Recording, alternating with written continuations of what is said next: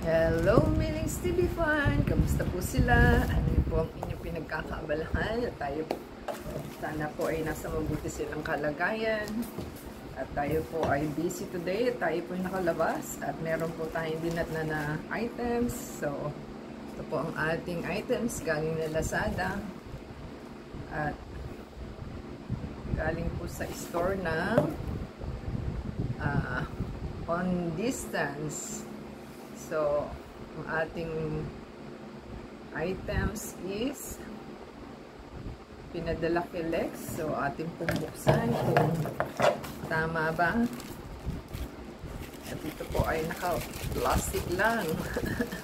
Yan. Naka-plastic lang po siya. Hindi siya naka-bubble wrap. At deform na po siya. Powerful, di ba? Hindi po maganda ang package. Ano niya. Not good kasi ano na po yung ating items. Deform na po siya. So, 50 pieces daw po ito.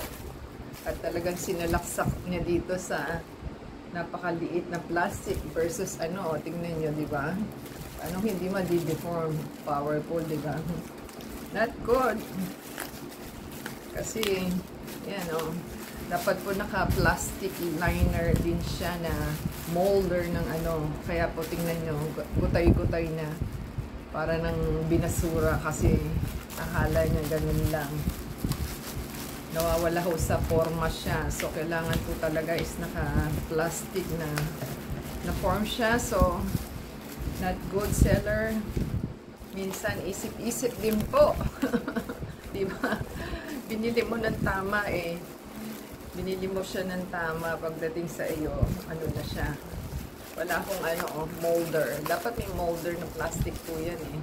Kasi habang nasa labas po tayo, naiisip ko na to.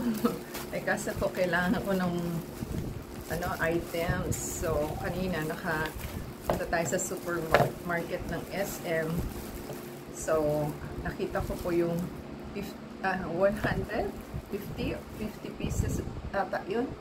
Parang 132. Parang halos ano na po ang ano niya. May kasama po siyang ano, tawag nun, form na plastic na parang hindi po siya ma-deform. So, protected. So, ito po ay hindi protected.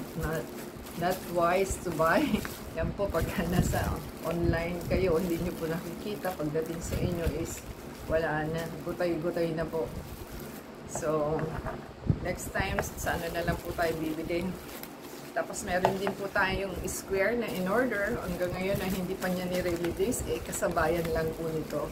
So, ika-cancel na po natin yung isang item natin. Yan po ang ating experience sa ating online purchase. So, kayo po ba pagka natanggap nyo yung ganitong gutay-gutay na, o, tingnan nyo po, di ba? Kitang-kita naman. Not happy po tayo sa ating purchase. So, hindi na tayo makakaulit pa. Ay, nako.